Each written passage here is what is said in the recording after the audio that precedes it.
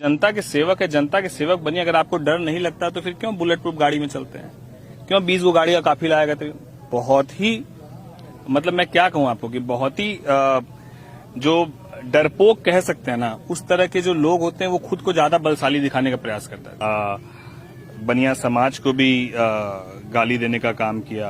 कुछ लोगों ने कि हम शस्त्र उठा लेंगे, हम हस्तिनापुर बना देंगे, इस तरह की बात उन्होंने कही। तो मैं उनको यही कहना चाहता हूं कि अभी जब आप राजनीति में आ गए, शस्त्र उठाने वाला जो समय था वो 2005 के पहले का था। तब लोग शस्त्र उठाकर राजनीति करते थे। अब शस्त्र नहीं, अब शास्त्र उठाइए। शस्त्र का दौर खत्म हो गया है। अब जो शस्त्र उठाएंगे वैसे लोग जो हैं, जिस तरीके से उनका एक अध्याय समाप्त हो गया, जो बचे हुए लोग हैं उनका भी अध्याय समाप्त हो गया। और यदि हम लोग किसी को प्रणाम करते हैं, चरण स्पर्श करते हैं, तो हमारे संस्कार है। और अगर किसी को इस बात का गलतफहमी हो जाए कि चरण स्पर्श का अर्थ कोई हमसे भय खा रहा, तो बहुत नासमझ व्यक्ति है। और नासमझ नादान लोगों के लिए सिर्फ हमारे पास यही कहने का है कि जनता मालिक है, विनम्र होइए, अहंकार में मत रहिए। और अगर आपको इतनी ही ताकत का अहंकार है तो आप एक बार इतिहास को देखिए और रावण के सोने के बने हुए महल को देखिए। एक बानर आके पूरी लंका जला के चला गया। मानसिकता के लोग हैं, आने वाले समय उन्हें बाहर किया जाएगा। फिर आपके सवाल के जवाब में प्रताप विधायक ने फिर जवाब दे दिया। आरोप प्रत्यारोप को किस नजर से देखा जाए, लोग कैसे देखें? नहीं, हमको लगता है कि मैंने लोकसभा चुनाव के वक्त जिस तरीके से मुझे बहारी जो उस वक्त के प्रत्याशी थे उन्होंने कहा, मैंने उस परिप्रेक्ष्य में कहा।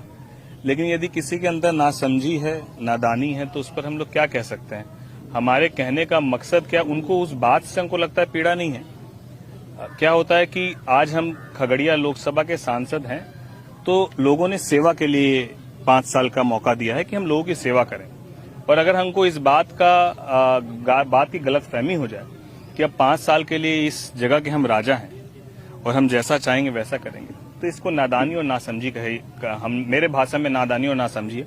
तो जो ऐसा सोचते हैं उनको मुबारक हो, भगवान सद्बुद्धि दे, हम लोग यही बोलेंगे। एक तरफ एनडीए की बैठक होती है और एनडीए के घटक दल के ही विधायक एक एमपी के खिलाफ मोर्चा खोल दे और बहुत सारे अपमानजनक बातों का इस्तेमाल करे, इसे कैसे देखते हैं? नहीं, ठीक है, चलिए, अब सबके अपने अपने विचार हैं, अपने अपने संस्कार हैं। हम लोग पूरे ईमानदारी से और लोगों के सामने सर झुकाकर पूरी विनम्रता के साथ लोगों की सेवा करने के लिए हम लोग यहाँ पर आए हैं और पूरे 5 साल तक हम लोग उनकी सेवा करेंगे।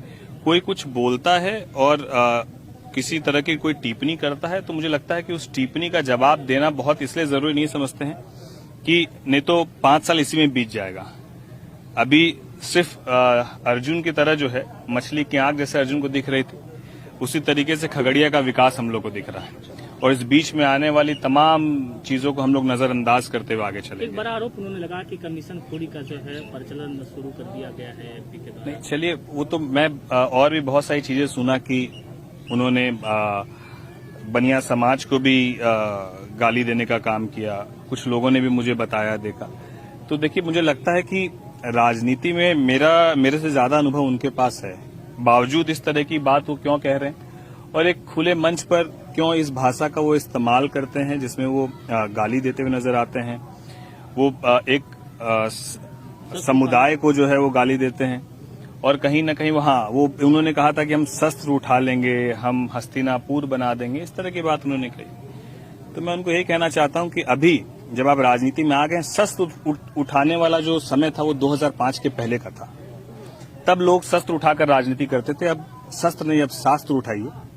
शस्त्र का दौर खत्म हो गया है। अब जो शस्त्र उठाएंगे वैसे लोग जो हैं, जिस तरीके से उनका एक अध्याय समाप्त हो गया, जो बचे हुए लोग हैं उनका भी अध्याय समाप्त हो जाएगा। राजेश वर्मा जिंदाबाद। राजेश वर्मा जिंदाबाद।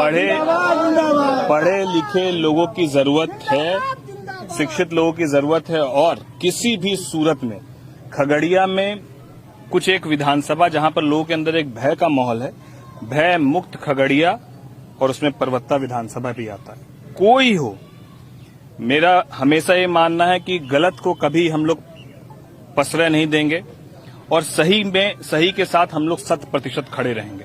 तो यहाँ पर जिस तरीके से बड़ी संख्या में लोग मुलाकात करने आते हैं और लोग अपनी पीड़ा बताते हैं कि हमारी जो है जमीन है उसको हड़प लिया गया, हमारे ऊपर केस कर दिया गया, मेरे बेटे के ऊपर केस कर दिया गया, मेरे पति के ऊपर केस कर दिया गया, महिला जिस तरीके से रो रही है, जिस तरीके से पीड़ित है, आखिर ये दौर कब तक चलेगा?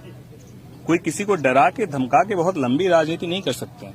मैं हमेशा इस बात को कहता हूं, और यदि हम लोग किसी को प्रणाम करते हैं, चरण स्पर्श करते हैं, तो हमारे संस्कार है। और अगर किसी को इस बात का गलतफहमी हो जाए कि चरण स्पर्श का अर्थ कोई हमसे भय खा रहा, तो बहुत नासमझ व्यक्ति है। और नासमझ नादान लोगों के लिए सिर्फ हमारे पास यही कहने का है कि जनता मालिक है, विनम्र होइए, अहंकार में मत रहिए। और अगर आपको इतनी ही ताकत का अहंकार है तो आप एक बार इतिहास को देखिए और रावण के सोने के बने हुए महल को देखिए। एक बानर आके पूरी लंका जला के चला गया। तो आप जनता के सेवक है, जनता के सेवक बनिए। अगर आपको डर नहीं लगता तो फिर क्यों बुलेट प्रूफ गाड़ी में चलते हैं?